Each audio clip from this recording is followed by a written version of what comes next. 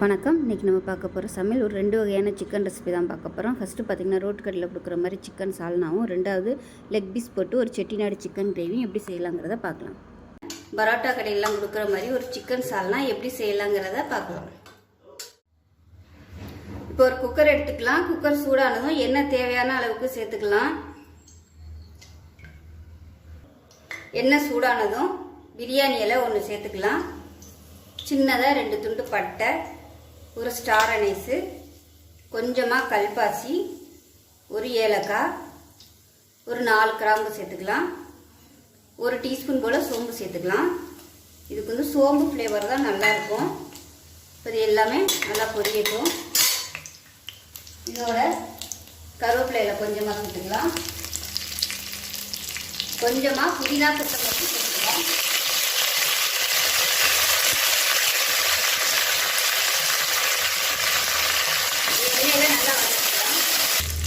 புதினா கொத்தமல்லி எண்ணெயில் நல்லா வதங்கிடுச்சு. சால்னாக்கெலாம் பார்த்திங்கன்னா புதினா கட்டாயம் சேர்ப்பாங்க. 4 பச்சை மிளகாய் சேர்த்துக்கலாம்.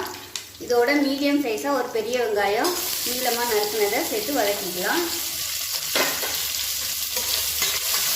இதில் வந்து ஒரு 10 சின்ன வெங்காயம் சேர்த்திங்கனாலும் டேஸ்ட்டாக இருக்கும். நான் வந்து இன்றைக்கி வெறும் பெரிய வெங்காயம் மட்டும்தான் சேர்த்துருக்கேன். வெங்காயம் வதங்குறதுக்கு உப்பு சேர்த்துக்கலாம். இப்போ இந்த வெங்காயம் வதங்கிட்டு இருக்கட்டும். அதுக்குள்ளே வந்து நம்ம ஒரு தேங்காய் பேஸ்ட்டு ரெடி பண்ணிக்கலாம். அந்த சால்னாக்கு 1/4 மூடி துருவின தேங்காய் சேர்த்துக்கலாம். 1/4 டீஸ்பூன் போல் கசகசா, ஒரு 2 டேபிள் ஸ்பூன் வறுத்த வேர்க்கடலை சேர்த்துக்கலாம். ஒரு ஏலக்காய், கொஞ்சமாக கல்பாசி, இந்த அளவுக்கு சேர்த்துக்கோங்க, அதிகமாக சேர்க்க வேணாம். 5லேருந்து 6 முந்திரி பருப்பு சேர்த்துக்கலாம். 1/4 டீஸ்பூன் போல் சோம்பு சேர்த்துக்கலாம். இப்போ இதில் ஒரு சின்ன துண்டா பட்டை, ஒரு கிராம்பு, இப்போ இது எல்லாத்தையுமே நல்லா நைஸாக அரைச்சிட்டு வந்துட்டு பார்க்கலாம். வெங்காயம் நல்லா வதங்கிடுச்சு. இதில் வந்து ஒரு 2 டேபிள் ஸ்பூன் இஞ்சி பூண்டு பேஸ்ட் போட்டு நல்லா வதக்கிக்கலாம். இஞ்சி பூண்டு பேஸ்ட்டு நல்லா வதங்கிடுச்சு. இந்த ஸ்டேஜில் பொடி சேர்த்துக்கலாம். சிக்கன் மசாலா பார்த்திங்கன்னா 1 டேபிள் ஸ்பூன் எடுத்திருக்கேன். எந்த பிராண்ட் வேணாலும் நீங்கள் வந்து யூஸ் பண்ணிக்கலாம். 1 டேபிள் ஸ்பூன் மிளகாத்தூள், 3/4 டேபிள் ஸ்பூன் தனியாத்தூள். இது எல்லாத்தையும் எண்ணெயில் லேசாக வதக்கிக்கலாம். வதக்கி விட்டுட்டு மீடியம் சைஸாக ஒரு 3 தக்காளி வந்து மிக்சியில் அடித்து வச்சுருக்கேன். மெஷரிங் கப்பில் 1 கப் அளவு இருக்கும். இதை சேர்த்துக்கலாம். நறுக்கி போடுறதுனாலும் போட்டுக்கலாம். இந்த மாதிரி அடித்து ஊற்றிட்டிங்கன்னா உங்களுக்கு வந்து சால்னா நல்லா ப்ளைனாக இருக்கும். வெறும் சிக்கன் மட்டும்தான் அதில் இருக்கும். சாப்பிட்றதுக்கு நல்லாயிருக்கும். இப்போ எல்லாத்தையுமே நல்லா வதக்கிக்கலாம். எண்ணெய் பிரிஞ்சு வரணும். இந்த ஸ்டேஜில் அடி பிடிக்கிற மாதிரி இருந்துச்சுன்னா எண்ணெய் வந்து கொஞ்சமாக சேர்த்துக்கோங்க. இது வந்து எண்ணெய் பிரிஞ்சு வரட்டும். இப்போ மசாலா எல்லாமே நல்லா வதங்கி எண்ணெய் பிரிய ஆரம்பிச்சிருச்சு. இந்த ஸ்டேஜில் சிக்கன் சேர்த்துக்கலாம். சிக்கன் பார்த்திங்கன்னா நல்லா ஒரு 2 மணி நேரம் மஞ்சத்தூள், உப்பு, மிளகாத்தூள் போட்டு நல்லா ஊற வச்சுட்டு அந்த காரம் உப்பெல்லாம் பிடிக்கிறதுக்காக இப்போ இந்த சிக்கனை வந்து சேர்த்துக்கலாம். சேர்த்துட்டு நல்லா பரட்டி விட்டுக்கலாம். இப்போ சிக்கன் சேர்த்து நல்லா பரட்டி விட்டாச்சு. நல்லா சூடு ஏறிடுச்சு. இந்த ஸ்டேஜில் பார்த்திங்கன்னா ஒரு 4 டம்ளர் அளவுக்கு தண்ணி சேர்த்துக்கலாம். சுடு தண்ணி தான் நான் சேர்த்துருக்கேன். இது வந்து நல்லா கொதிக்கட்டும். கொதிக்க ஆரம்பித்ததுக்கப்புறம் நம்ம தேங்காய் பேஸ்ட்டை சேர்த்துக்கலாம்.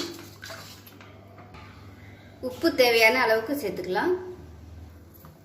சிக்கன் சேர்த்து நல்லா கொதிக்க ஆரம்பிச்சிருச்சு. இந்த ஸ்டேஜில் நம்ம தேங்காய் பேஸ்ட் வந்து சேர்த்துக்கலாம். நான் வந்து குக்கரில் வைக்கிறதுனால தேங்காய் பேஸ்ட்டை இப்போ சேர்த்துருக்கேன். நீங்கள் வந்து கடாயில் பண்ணுறதா இருந்தால் நல்லா கொஞ்சம் நேரம் கொதிக்க விட்டுட்டு சிக்கன் வெந்ததுக்கப்புறம் தேங்காய் பேஸ்ட்டை வந்து சேர்த்துக்கோங்க. கடாயில் கொதிக்க விடுறத விட இந்த மாதிரி குக்கரில் பண்ணும்போது டேஸ்ட் வந்து நல்லாயிருக்கும். இப்போ மிக்சியில் இருந்த தண்ணி கொஞ்சமாக அலசிட்டு சேர்த்துக்கிறேன். நல்லா கலந்து விட்டுட்டு திக்னஸ் பார்த்துக்கோங்க எப்படி இருக்குன்னு. ஆனால் திக்னஸ்க்கு வந்து நம்ம கடலைப்பருப்பு, அதாவது வேர்க்கடலை, முந்திரி பருப்பு, கசகசா, தேங்காய் எல்லாமே சேர்த்துக்கிறதுனால நல்லா திக்காகவே வரும். இன்னும் கொஞ்சம் தண்ணி சேர்த்துக்கிறேன். சேர்த்துட்டு நல்லா கலந்து விட்டுட்டு மூடி வச்சிடலாம். மூடி வச்சுட்டு நல்லா ஒரு 5 விசில் விட்டுட்டு நல்லா ஸ்டீம் போனதுக்கப்புறம் பார்க்கலாம். 5 விசில் விட்டுட்டு உடனே திறந்துடாதீங்க. அது வந்து நல்லா எவ்வளோ தூரம் தம் ஆகுதோ அந்தளவுக்கு நல்லா டேஸ்ட்டாக இருக்கும் சால்னா. மேலாப்பில் கொத்தமல்லியில் சேர்த்துக்கலாம். சேர்த்துட்டு மூடி வச்சிடலாம். மூடி வச்சு விசில் போட்டு 5 விசில் விட்டு ஸ்டீம் போனதுக்கப்புறம் பார்க்கலாம். இப்போ சால்னா எப்படி இருக்குன்னு பார்க்கலாம். விசில் விட்டு நல்லா ஸ்டீம் போயிடுச்சு. இப்போ பாருங்க சால்னா நல்லா அருமையாக சூப்பராக ரெடி ஆயிடுச்சு. இப்போ இதுக்கு லாஸ்ட்டாக வந்து ஒரு தாளிப்பு கொடுத்துக்கலாம். இப்படியே வந்து நீங்கள் சர்வ் பண்ணுறதுனாலும் பண்ணிக்கலாம். பரோட்டா கடையில் கொடுக்குற மாதிரி அந்த டேஸ்ட் வரணும்னு நினச்சிங்கன்னா லாஸ்ட்டாக வந்து ஒரு தாளிப்பு கொடுத்துக்கலாம். தாளிக்கிற பேன் எடுத்துக்கலாம். கொஞ்சமாக எண்ணெய் விட்டுக்கலாம். எண்ணெய் லேசாக சூடாக ஆரம்பிக்கவும் அடுப்பு நல்லா குறைச்சி வச்சுருக்குங்க. இந்த குருமா சால்னாக்கு பார்த்தீங்கன்னா எனக்கு காரம் கம்மியாக இருக்குது. அதனால நான் வந்து எக்ஸ்ட்ரா 1 டீஸ்பூன் காரம் சேர்த்துக்கிறேன். இதோட 1 டீஸ்பூன் போல் காஷ்மீரி மிளகாத்தூள் சேர்த்துக்கலாம். இந்த மாதிரி லாஸ்ட்டாக வந்து தாளிப்பு கொடுக்கும்போது நல்ல ஒரு ஃப்ளேவரும் இருக்கும், அதே சமயம் நல்ல ஒரு கலரும் கிடைக்கும். இப்போ இது வந்து மிக்ஸ் பண்ணி விட்டுக்கலாம். ரொம்ப ஹை ஃப்ளேமில் இருந்துச்சுன்னா உங்களுக்கு தீஞ்சு போயிடும். அதனால் லேசாக சூடு ஏற ஆரம்பிக்கையில் அடுப்பு நல்லா குறைச்சி வச்சுக்கோங்க. குறைச்சி வச்சுட்டு கருவேப்பிலை சேர்த்துக்கலாம். நல்லா நிறைய கருவேப்பிலையாக சேர்த்துக்கோங்க. இப்போ இந்த தாளிப்பு வந்து இதில் சேர்த்துக்கலாம். நான் வந்து இதில் எண்ணெய் நிறையா சேர்த்ததுனால இதில் கம்மியாக தான் சேர்த்துருக்கேன். அவ்வளோதான். அருமையான பரோட்டா கடையில் கொடுக்குற மாதிரியே சால்னா நாங்கள் வீட்டிலேயே ரெடி பண்ணிட்டோம். இது ஆறுச்சுன்னா வந்து உங்களுக்கு கரெக்டாக வந்துடும். இப்போ சூடாக இருக்கிறதுனால கொஞ்சம் திக்காக இருக்குது. அவ்வளோதான். நல்லா மிக்ஸ் பண்ணி விட்டுடலாம். பாருங்கள், பார்க்கையிலே நல்லா தெரியும். நம்ம பரோட்டா கடையிலலாம் கொடுத்தா எப்படி இருக்குமோ அதே கன்சிஸ்டன்சிக்கு வந்துருச்சு. கலரும் சூப்பராக இருக்குது. ஸோ சப்பாத்தி பரோட்டாக்கெலாம் சூப்பராக இருக்கும் டேஸ்ட்டு. நான் வந்து இன்றைக்கி சப்பாத்தி தான் போட்டிருக்கேன். சப்பாத்திக்கு தொட்டு சாப்பிட்டோம்னா அருமையாக இருக்கும் ஊற வச்சு சாப்பிடையில. ஸோ இதே மாதிரியே செஞ்சு பாருங்கள். செஞ்சு பார்த்துட்டு எப்படி வந்துச்சுங்கிறத சொல்லுங்கள். வீடியோ பிடிச்சிச்சின்னா லைக் பண்ணுங்கள், கமெண்ட் பண்ணுங்கள், சேனலை சப்ஸ்கிரைப் பண்ணுங்கள், பக்கத்தில் உள்ள பெல் பட்டனையும் ப்ரெஸ் பண்ணுங்கள். நன்றி. அருமையான செட்டிநாடு சிக்கன் கிரேவி எப்படி செய்யலாங்கிறத பார்க்கலாம். இப்போ ஒரு பவுலில் 1/2 கிலோவுக்கு வந்து கொஞ்சம் கூட இருக்கும் சிக்கன் எடுத்திருக்கேன். கொஞ்சமாக உப்பு சேர்த்துக்கலாம். 1 டீஸ்பூன் போல் மஞ்சத்தூள் சேர்த்துக்கலாம். 1/4 கப் அளவுக்கு நல்ல கெட்டியான தயிர் எடுத்துக்கலாம். இது வந்து நல்லா மிக்ஸ் பண்ணி விட்டுக்கலாம். இப்போ நல்லா மிக்ஸ் பண்ணியாச்சு. இது வந்து ஒரு 15 நிமிஷம் அப்படியே ஊறட்டும். இப்போ ஒரு கடாயை எடுத்துக்கலாம். இதில் பார்த்தீங்கன்னா 1 டேபிள் ஸ்பூன் வர கொத்தமல்லி சேர்த்துக்கலாம். அதோட 1/2 டேபிள் ஸ்பூன் சோம்பு, 1/2 டேபிள் ஸ்பூன் ஜீரகம், 1/2 டேபிள் ஸ்பூன் மிளகு, 1/4 டீஸ்பூனுக்கும் கொஞ்சம் கம்மியாக கசகசா. இது எல்லாத்தையும் வறுத்துக்கலாம். இப்போ இந்த மசாலா எல்லாமே நல்லா வறுபட ஆரம்பிக்கும் போது ஒரு சின்ன துண்டு ஸ்டார் அனீஸ் சேர்த்துக்கலாம். 2 துண்டு பட்டை, ஒரு 3 கிராம்பு சேர்த்துக்கலாம். அதோட சின்னதாக ஒரு பிரியாணி இலை சேர்த்துக்கலாம். இது கூட பார்த்திங்கன்னா ஒரு 4 வரமிளகாய் சேர்த்துக்கலாம். ஒரு ஏலக்காய், ஒரு 3 முந்திரி பருப்பு சேர்த்துக்கலாம். முந்திரி பருப்பு எதுக்குன்னா அந்த மசாலா எல்லாமே நம்ம கரம் மசாலா சேர்க்குறதுனால கொஞ்சம் ஒரு மாதிரி எரிச்சல் இருக்கும், ஃப்ளேவர் வந்து கொஞ்சம் அதிகமாக இருக்க மாதிரி இருக்கும். அதனால் முந்திரி பருப்பு சேர்த்துட்டோம்னா அந்த மசாலாவோட எரிச்சல் வந்து இருக்காது. ஃப்ளேவர் பார்த்திங்கன்னா கொஞ்சம் மைல்டாக இருக்கும், நல்லாயிருக்கும் சாப்பிட்றதுக்கு. ஃப்ளேவர் வந்து கரம் மசாலா ஃப்ளேவர் அதிகமாக இருந்துச்சுன்னா நல்லா இருக்காது. அதுக்காக நான் வந்து 3 முந்திரி பருப்பு சேர்த்துருக்கேன். இது வந்து நல்ல ஒரு ரிச்னஸ் கொடுக்கும் கிரேவிக்கு, டேஸ்ட்டும் நல்லாயிருக்கும். இது வந்து ஆப்ஷனல் தான், விருப்பப்பட்டால் நீங்கள் சேர்த்துக்கோங்க. இதோட ஒரு கொத்து கருவேப்பிலை சேர்த்துக்கலாம். இதோட மீடியம் சைஸாக ஒரு வெங்காயம் வந்து எடுத்துருக்கேன், அதை சேர்த்துக்கலாம். சின்ன வெங்காயமாக எடுத்துருக்கேன். வெங்காயம் வந்து ரொம்ப சேர்க்க வேணாம். பெருசாக இருந்தால் நீங்கள் 1/4 பங்கு சேர்த்துக்கோங்க. இது எல்லாமே நல்லா வதங்கட்டும். முந்திரி பருப்புக்கு பதில் பொட்டுக்கடலை சேர்க்கலாமா நிறைய பேர் கேட்பீங்க. பொட்டுக்கடலையெல்லாம் சேர்த்திங்கன்னா நல்லா இருக்காது. முந்திரி பருப்பு இருந்தால் சேர்த்துக்கோங்க, இல்லைன்னா விட்டுடலாம். பொட்டுக்கடலை சேர்த்தோம்னா அது வந்து குருமா மாதிரி ஆயிடும், கிரேவி மாதிரி இருக்காது. அதனால் இருந்தால் சேர்த்துக்கோங்க, இல்லைன்னா விட்டுடலாம். ஆப்ஷனெல்லாம் மசாலா வந்து கம்மியாகவே நீங்கள் சேர்த்துக்கலாம்.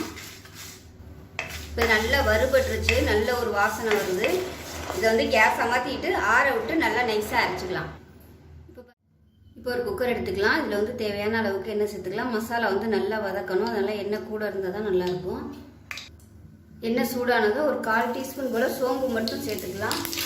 இதோட கருவேப்பிலை சேர்த்துக்கலாம்.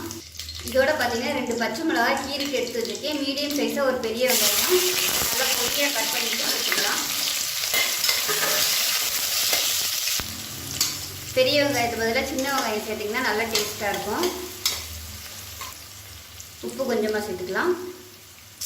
வெங்காயம் வதங்கினதும் 1 டேபிள் ஸ்பூன் இஞ்சி பூண்டு பேஸ்ட்டு போட்டு வதக்கிக்கலாம். இஞ்சி பூண்டு பேஸ்ட்டு பச்சை வாசனை போக வதக்கியாச்சு. இப்போ நம்ம அரைச்சி வச்சுருந்தா மசாலா பேஸ்ட்டை சேர்த்துக்கலாம். இப்போ இந்த மசாலா வதங்கிட்டு இருக்கும்போது மிளகாத்தூள் சேர்த்துக்கலாம். காரத்துக்கு தகுந்த மாதிரி சேர்த்துக்கோங்க. நான் வந்து 1 டேபிள் ஸ்பூன் சேர்த்துருக்கேன். மசாலா வதக்கும் போதும் மிளகாய் வத்தல் சேர்த்துருக்கோம். அதனால் பார்த்துக்கிட்டு உங்களோட காரத்துக்கு தகுந்த மாதிரி சேர்த்துக்கோங்க. இப்போ இதுவும் நல்லா எண்ணெய் பிரிஞ்சு வரட்டும். மசாலா அடிப்பிடிக்கிற மாதிரி இருந்துச்சுன்னா கொஞ்சமாக எண்ணெய் சேர்த்துக்கலாம்.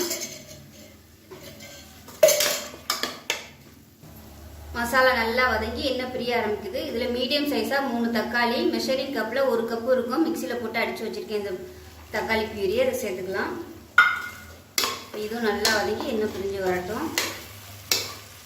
இப்போ இந்த மசாலாவுக்கு தேவையான உப்பு சேர்த்துக்கலாம். சிக்கன் உப்பு போட்டு ஊற வச்சுருக்கோம். அதனால் இதில் கம்மியாக சேர்த்துக்கோங்க. இதில் கொஞ்சமாக மஞ்சள்தூள் சேர்த்துக்கலாம்.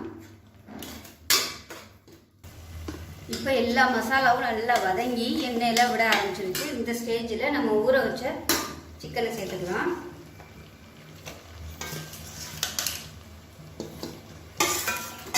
அப்படியே அந்த தண்ணி மசாலாவோட எல்லாத்தையும் அப்படியே சேர்த்துருங்க. இப்போ இதில் மிக்சியில் இருந்த தண்ணி கொஞ்சமாக சேர்க்குறேன். வந்து நல்லா பரட்டி விட்டுக்கலாம். இந்த சிக்கன் வந்து நல்லா சூடு ஏறணும் அந்த மசாலாவோட. இப்போ பாருங்கள் சிக்கன் சேர்த்துட்டு நல்லா கொதிக்க ஆரம்பிக்குது. இந்த ஸ்டேஜில் தண்ணி சேர்த்துக்கலாம். சுடு தண்ணி வந்து சேர்த்துக்கோங்க. 1 டம்ளர் அளவுக்கு தண்ணி சேர்த்துக்கோங்க. ஏன்னா நம்ம கிரேவியாக தான் வைக்க போகிறோம். அதனால் வந்து தண்ணி வந்து அதிகம் சேர்க்க வேணாம். இது கொதிச்சு நம்ம விசில் விட்டு வரையில் நல்லா கெட்டியாக வந்துடும். உங்களுக்கு நல்லா பரட்டல் மாதிரி வேணும் அப்படின்னு நினச்சிங்கன்னா தண்ணி வந்து கம்மியாக ஊற்றிக்கோங்க. அவ்வளோதான். இப்போ வந்து உப்பு செக் பண்ணி பார்த்துட்டு உப்பு சேர்த்துக்கலாம். இப்போ கொத்தமல்லி இலை சேர்த்துடலாம். இப்போ அதை மூடி வச்சுட்டு நல்லா ஒரு 3 விசில் விட்டுட்டு ஸ்டீம் போனதுக்கப்புறம் பார்க்கலாம். இப்போ நம்மளோட செட்டிநாடு சிக்கன் கிரேவி எப்படி இருக்குன்னு பார்க்கலாம். நல்லா ஸ்டீம் போனதுக்கப்புறம் ஓப்பன் பண்ணுங்கள். இப்போ பாருங்கள் கிரேவி சூப்பராக ரெடி ஆயிடுச்சு. நல்லா கமகமன் வாசனையாக இருக்கும். இட்லி, தோசை, சப்பாத்தி, பரோட்டா எல்லாத்துக்குமே தொட்டு சாப்பிட்லாம்.